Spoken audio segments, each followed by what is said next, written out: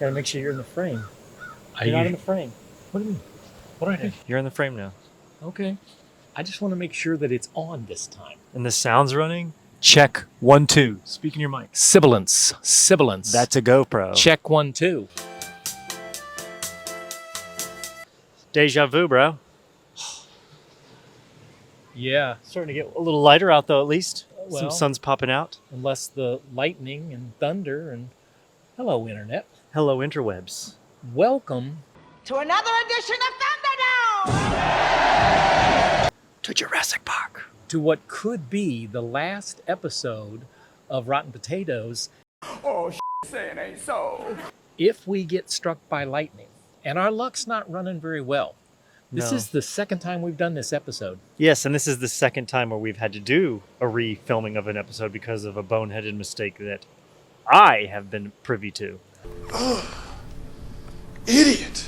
Okay. I can't necessarily blame you for muting the mic, the second microphone. All I can say is this better be a whole heck of a lot better We've than learned the previous one. over the last year the importance of sound. Do you understand the words that are coming out of my mouth?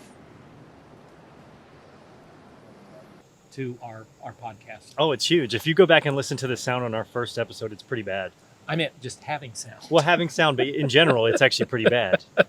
Well, He's laughing. This is, as you can tell, we're not. The beach. We are. This is our road version. We've been all over this summer. Gallivanting. Yes, we have. We were in Louisville for Wonderfest. We were in the last stop to Wonderfest. Yeah. I don't remember what Knoxville Yep. where we're at. Here we are in the Outer Banks of North Carolina.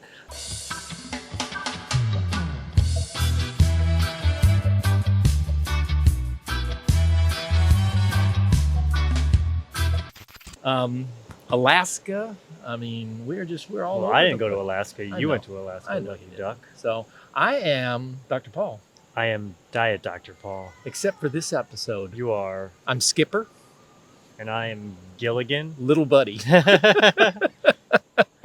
Harumph. Harumph. Cue the video.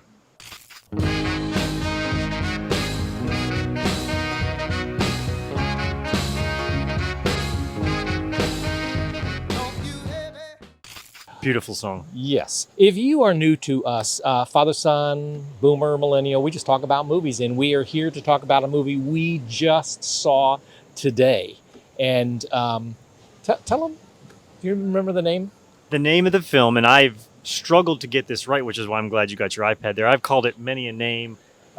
Natural violence, violent naturally, but it is called In a Violent Nature. Cue the trailer. Get away! What do you want? Get away from me!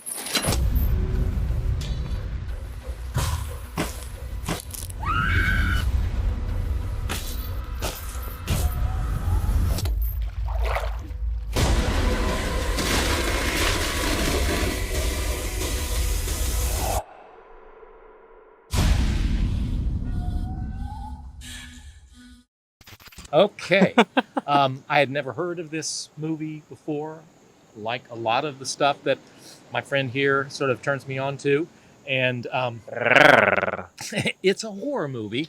And it's an unusual horror movie. Which is it hard to explain the plot of this? The premise is really, it's like Friday the 13th. Very basic. There's a spirit of a person who is being summoned back because he wants to go get his locket that was stolen from him, and we're going on this journey with this killer. It's almost like Michael Myers or Jason Voorhees, but like a vanilla version of that for an independent film. So it's essentially a killing machine. One body after another body after another body. It's set pieces and how we can cleverly kill folks. That sounds to me like every 80s slasher movie. Mm-hmm. Is this different? Is this an 80s? Very different. This is what makes this thing stand on its own is that it's from the perspective of the killer. So you have the Mask of Leslie Vernon, but done from a serious perspective. So if Jason Voorhees hired a YouTube film crew Yes. to walk behind him and film everything that Jason saw, that would be this movie. without intervening whatsoever, just being the bird's eye. Well, it sounds to me like you thought it was great, fantastic. So Well, there why don't was we- some good. Well, so what is the good? Well, the good was that it's sort of like how it's disseminated to you. Obviously, that you're from the perspective of the killer, so we get to see horror movies. Take your favorite horror movie, Friday the 13th, the original, right? Even though I know Jason's not the killer in that one, it's his mother. But let's say for the perspective of this thing, that it's about that movie's about Jason as the killer, and you're literally watching them as they go through this whole exercise. And that means when they're walking slowly through the woods for 17 miles, you're with them for 17 miles. When they're weirdly close to you and you think that in the movie, like, the person's whispering, you're like, they're kind of being loud. You know, we're with the killer as he hears you whisper your plan out loud, kind of like you do realize he's going to kill the crap out of you the moment you move. So it's all these like tongue-in-cheek things that put you along for this wild ride with a killer. Some of it's fun, some of it's head-scratching, some of it's maddening, but it all boils down to the truth of like reality and what this would be like if it were real. You know, as I'm watching it and as you're describing it, just the synopsis of this is like every other 80s horror slasher franchise. And so as I'm watching it, I'm like, well, what's the point of this? Because it's, you know, why not just go back and watch Friday the 13th or Halloween? And so I struggled trying to sort of understand, is this, in some ways it's like, it was like Scream, which took all of the horror tropes and then just sort of turned them on their head in a postmodern way. I don't know that they did that as much in this film. I think what they did was they slowed down. This is a very slow movie. I have a good analogy for what you're saying. So Scream really shined a light on these things and it really turned them on its head and changed them in ways. What in a natural... what's the name of this movie? In a Violent Nature. See, In a Violent Nature. Coming at a theater near you. It's about taking horror films of this genre and holding them up in the mirror and making them look at themselves. So really understanding the effects of this and how it makes sense and how it doesn't make sense, and the reality and the outside of reality, and breaking it all down just to show it to itself and kind of really look at it. Yeah. It was, the things that I liked about this film were also some of the things I didn't like about the film. Yes. And clearly the first act, the first third of the film, I'm really, I'd already figured out that this is going to be, that the title of this episode is going to be Worst Horror Movie Ever Made 2024. Yeah. The second act and the final act really sort of brought it around, especially when he starts to actually kill people. Yes. And in the so creative way that he did it. It was very slow moving. Very much. Do you think that your average audience, I mean, the scores on Rotten Tomatoes was like 86, but the audience score was like 44 or something. Yeah. I suspect they couldn't get past the first third. It's I would not venture to quick guess enough. that a fair number of people probably either streamed it and checked out or left the theater or already just kind of locked into hate mode and made it easy to hate for a lot of people. It's not a movie for everyone, though. A significant amount of the film is the lead character, Johnny, I think is his name, him walking, him pursuing his, and it's watching not like, and walking. Yes. And I think if you were to edit out all of the scenes with just him walking in the forest, you took what was left over. It's a music video. Yeah, it's pretty short. And so, but you know, I'm saying that in a way like I didn't like it, but there's a part of me that's like, it really forces you to work. And I like movies that they don't just hand it to you. It's not a roller coaster ride, you know, put on your belt and just wee. You really have to say, what is this about? Getting in the mind of the filmmakers. Yeah. You know, I like too that the cast in this were all virtually, I don't mean to minimize their talent. No, but they haven't had their big breaks yet. Right, exactly. Great way to put that. The woman that appears at the end of the film is probably the most, she has got the biggest pedigree. She was in, I think it was Friday the 13th Part 2. I didn't recognize her. Yeah, I don't recognize but her either. I like that. I like when it's not, you know, every movie has Brad Pitt in it and now he's hunting vampires and now he's hunting zombies and it just takes you out. These were real people. They talked the way real people did. It has all of the things in horror movies, like the sex and the drugs and the rock and roll. And although there is no score, No music whatsoever. The only sound that you have is the stuff from the film itself, the diegetic sound. So there are some scenes with some music in them, but it's like taking place live in the scene. Is this a movie that is best seen like in a small group or a large group? I think that there's merits to both. I think the best way to describe this one is that I don't know that from like a narrative perspective it has a ton to offer. It has more to offer from sort of like an experience standpoint, or like as an activity or experiment into this subject matter.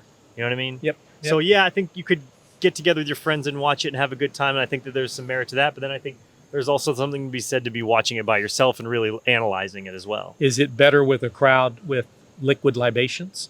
Or serious minded? Maybe not. That's a tough one to say. What about in a theater or on a streaming? I think this one needs to be seen in a theater. I think visually, the visuals are obviously a huge part of this one, but it's like cinematography. It's done in a full screen, not widescreen. So I think that they're definitely need to be seen in the big screen. Also, the majority of the shots that the director or the DP chooses are all wide shots. Yes. Large, and after a while, you start asking yourself, what are they? What is in the forest? And perhaps, I happen to believe everything in film is there for a purpose. Maybe you're missing something. And yeah, like why is the director chosen to do that? And is it what that's like if you were being pursued by someone? It's always off and you're always looking around. I don't know if that was it or not. Well, I think, again, it's the exercise of the film, right? It's that you're following this killer. And so I think in an 80s or 90s or 70s slasher film, the idea is that they're just kind of like standing out your window. So they had to do that to show you just kind of how ridiculous that notion is. And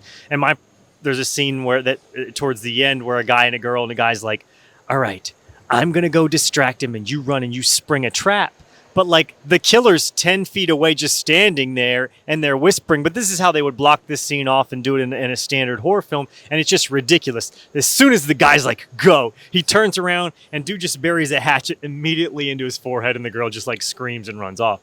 But that was a spoiler alert, by the way. It just shows you People how die ridiculous. In this movie. Yeah. Spoiler alert. Whoa. But it just shows you how ridiculous. And I think that's part of the necessity of the exercise itself. I do think that the killings, or some of the killings, and one in particular, is worth the price of admission. Yeah, it's so unique. You've never seen it. Absolutely. But a lot of times in slasher movies, it's just slashing implies something quick. Mm-hmm. These are slow slower and methodical. Mm-hmm. The log splitting scene that they Mm-hmm. use, which normally that would have other directors would have done that and have been a 10-second cut. Mm-hmm. And It's it's very over. slow. Yes, these are things, but I like it, and it gives you a chance to sort of ponder that whole thing. Which is what I think the whole point of the film is. And those kills are good, but there's some negative to that too. Yeah. You know what I mean? It is it's not an easy film to watch. I don't mean that in terms of its gore level.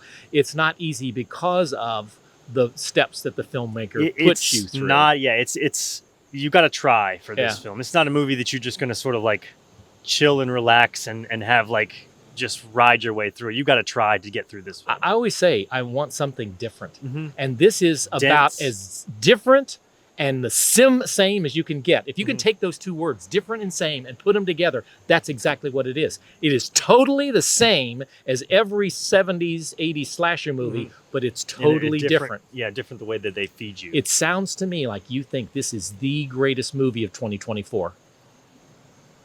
No. Well, what didn't you like about it? Well, a lot of the good are also kind of the negative to it, is that it's just so obtuse. The way that it's just like, it doesn't make sense. It reminds me a little bit of Skinamarink from last year, where it's just like, yes, when you're done with it, you can say it's good. And I'm not saying, we'll get to our ratings on this, but Skinamarink, when it's done, you can say it's good, it's great even. But flip. Why was that so difficult? And that's kind of where I felt like this is like, why does it have to be so hard? Why can't this been a little bit easier? But again, I think that's the part of the point. Yeah. I think movies work best, and I know you've had this experience where you're in a film and it's like trance. It's like hypnosis. You forget where you're at. You forget the feeling of the chair on your rear end. You forget the taste of popcorn in your mouth. You are drawn into that world. That's when films are best. You're just there. When you get pulled out because something happens that's illogical, or poor acting, or Will Ferrell, any of the things that just Wah, wah. in this case, there were things that pulled me out. We talk about there's no score. Yeah. And normally, I don't know that, I mean, I think a film score does help accentuate what the message on the screen, but it became real clear. And now you're paying attention to the fact there's no score. As soon as you asked me that before, is like, did it bother you? It was like, the score being absent didn't bother me until I noticed it. Yeah. And then it became a real substantial issue. The cinematography, and again, I believe that it had to be a deliberate choice, but you would have a scene where the killer is walking through a forest. There's a lot of forest walking. It is the Lord of the Rings of slasher Forest movies. walk. Yes, but he would take 5 steps, and it would be midnight, and then on the 6th step, 5 a.m., 6 a.m. it's noon. Yeah. It's like, wait a minute, it's disorienting. Like, wait a minute, how did it get to be daylight already? Yeah. And normally you think, well, that's just a continuity error, but it's there and it happens over and over again. Is it and on that purpose? Pulls me out. Like, why is Yeah. that? I hate, when we go to the movies, we don't talk about it until we get on camera, because I don't want to know what he knows, and Yeah. he likes it. You don't want to spoil a good take. And what I also don't want to do is go on, like, I saw the TV Glow. After I saw that, we did I our had to look review. it up. Yeah, afterwards, then I go, okay, now I think I get it.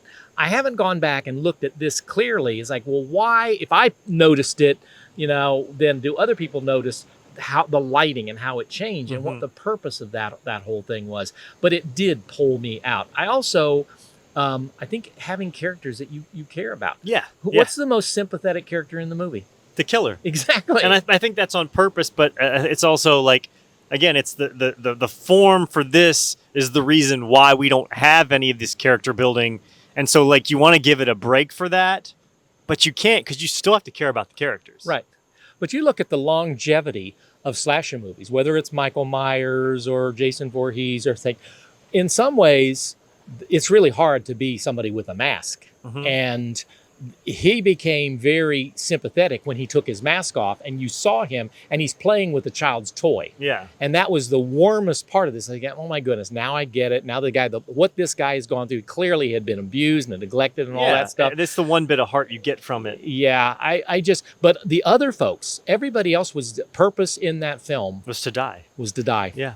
And if you care about people, it makes it a little, and that's why I think Scream help with that, because they were a little bit better fleshed out characters, because I think they were supposed to be fleshed out. I think in this case they weren't written that way. They were deliberately, because of the choice of the filmmaker. We can't get to know them any further than just the dialogue they have outside of their bodies, because we're with our protagonist the entire time and he's just not there. Right. And they just don't take a break to show us that. Yeah, it's just I think it's brilliant in some ways, and I also think it's disturbingly frustrating in Frustrating others. is a good word, Yeah. I think, to call it. Yeah.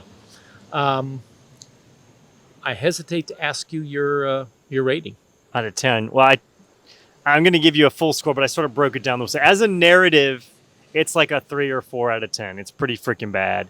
As like a conceptual piece or like an experiment, it's like a 7 out of 10.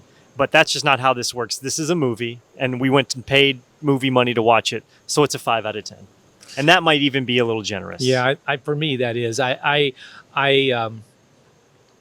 I said to myself as I was watching it, the first third, I'm thinking, what did we just do? I don't get it. Nope. And I'm going back and say, okay, now I clearly understand why on the tomato score, I'm the audience, because I'm right there with that 44%. Yeah. And thinking like, what are the other folks? What are they seeing that I'm missing? And it keeps you, I'm missing something. And then you see the cleverness of the kills and all that kind of stuff. So I thought the first third, it was going to be Wanted the to worst turn it movie. off. Yeah.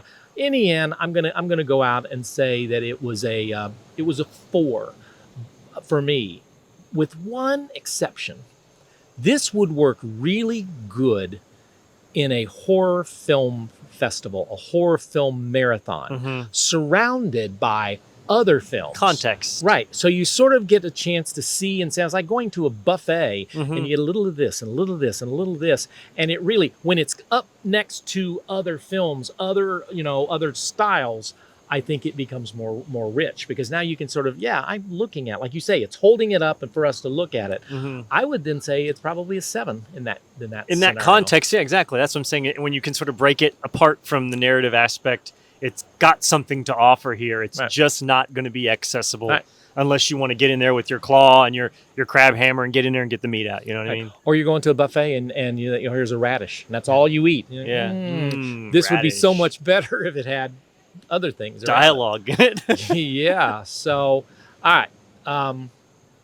Anything else that we again, it's hard. This is a hard episode to do because we already did it. And I always think it's fresher when you do it right off the top. Well, I would say I gave them I said, if you wanted something to sink your teeth into that you can maybe like break apart and go back and rewatch, I would say go watch Longlegs. I saw that already one time.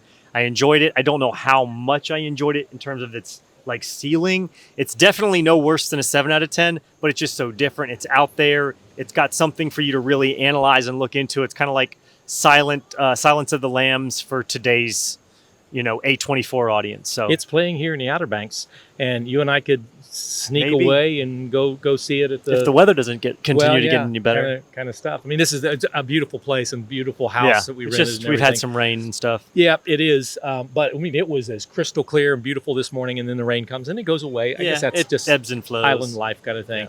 Yeah. In the same respect, you talk about bow legs. Long legs. Them too.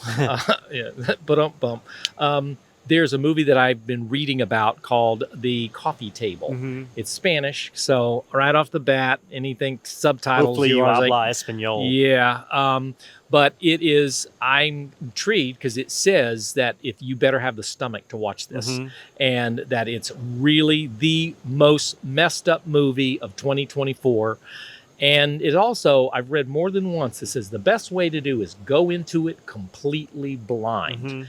And then I broke down and watched the trailer, but I still don't know what it is. It looks okay by the trailer, but I think it was a wise choice that they didn't reveal exactly. You don't even know what it's about. No, you don't. It's about a coffee table. There's something about a coffee table, and then some crazy stuff happens. That's about all you know. So maybe we'll have an extra episode filmed here in our delight. We got away from the potato hut. Yeah, and we're here to the spuddom. Yes, to serve them up, man. So and I have some.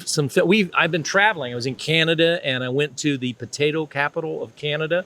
Took some pictures of some beautiful brethren, some Spud, and the radio station is Spud, station SPUD. But I've got some pictures I'm going to try. Maybe you can put them up. We are celebrating. We are on the road, the potato road. So coming near a farmer's market near you. So we will see you at the movies.